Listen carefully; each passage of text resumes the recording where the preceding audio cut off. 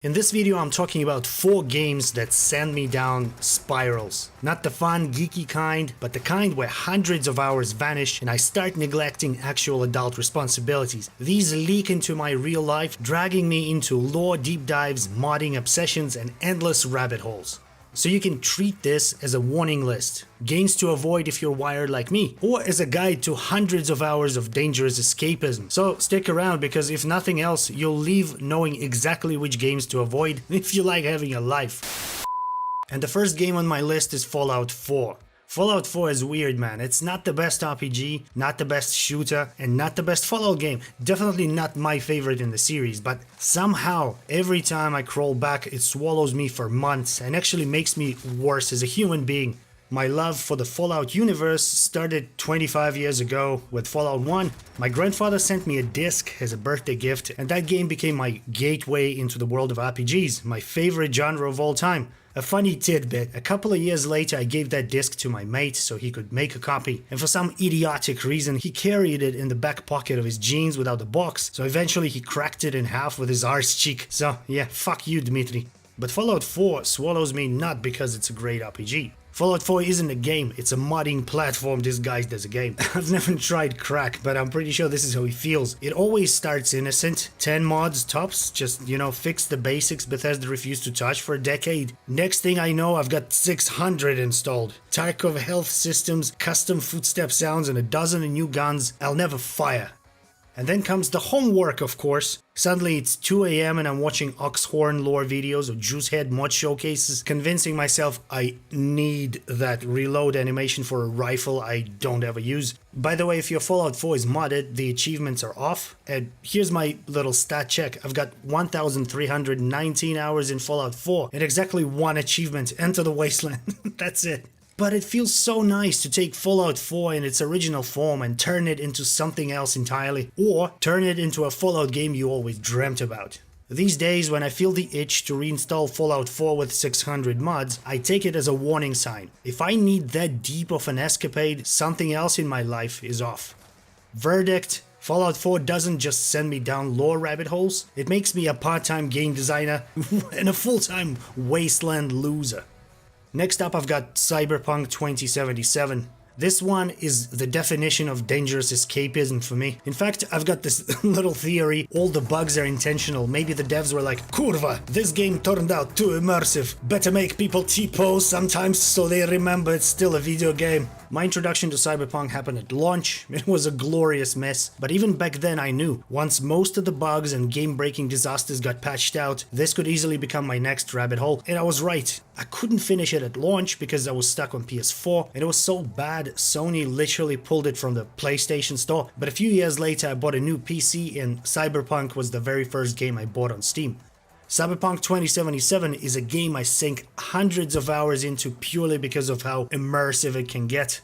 Night City is so enormous, man, so dangerous and beautiful. I just can't play the game for a couple of hours and move on with my day. It has to be 6 hours in Night City followed by 3 hours of reading the wikis. And since the game is based off of a tabletop, the lore is borderline endless, and some of it rewires your brain, like finding out Johnny Silverhand's whole Arasaka Tower story's fake, just his narcissism protecting his fragile ego. In reality, he was barely even there and died at the start of the mission. The scariest part though is that Cyberpunk's future doesn't feel that far off. It's scary. Every single playthrough hits me with existential dread, and maybe not despite seeing every ending, but because of it. There's a great video called Why Cyberpunk is So Terrifying that nails this feeling perfectly. Verdict: Cyberpunk 2077 isn't just a rabbit hole, it's immersion, lore spirals, and a full-on existential crisis all in one package. Before we continue, a quick thing, subscribe to the channel. I'm aiming for 10,000 subscribers before the end of 2025, so every bit of support helps. Cheers! This list can't be complete without Dragon's Dogma 2, my 2024 goatee, my abusive ex, and the main reason I stopped making other content for almost a year.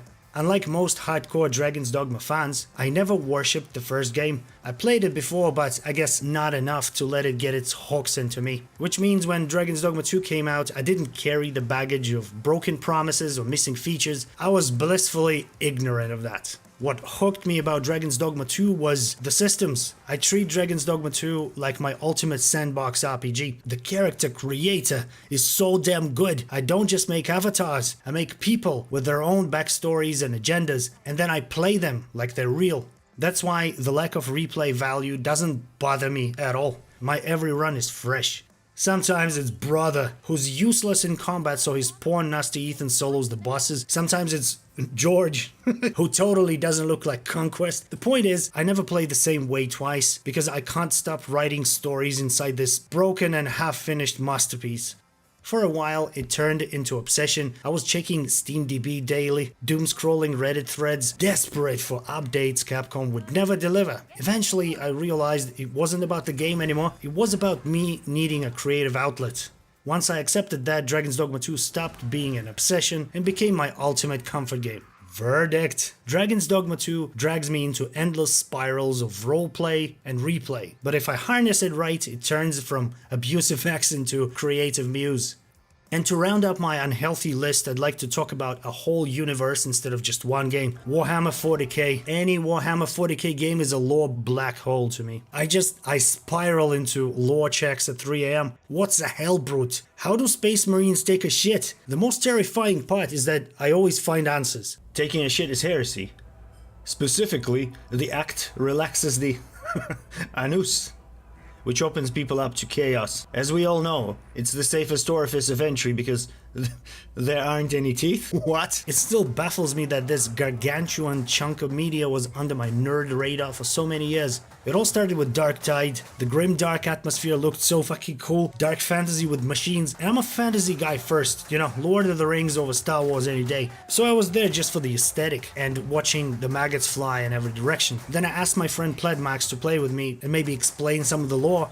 He told me a lot and I did not understand most of it. Like, there was a guy with a very cool weapon and he loved it so much he manipulated time, then found himself in a parallel universe and killed his other self just to have 2 copies of it. Then I realized, okay, it's time for me to pick up a book. So I started reading the books alongside Google, stopping every damn minute to look up terms and weapon names. And then came Space Marine 2 and I just couldn't let it pass. I'm still playing it to this day, collecting cosmetics and, you know, dressing up my soldiers because the miniatures are too expensive. Right now I'm stuck with a Death Watch look. No idea if it's lore accurate, but it looks black metal as feck. Obviously Rogue Trader is another one I'm slowly slogging through, eating up the lore like a fanatic. And Bolt Gun I keep for quiet times at work because that's the only game my little laptop can run over there. Every Warhammer 40k game is a gateway drug to the lore.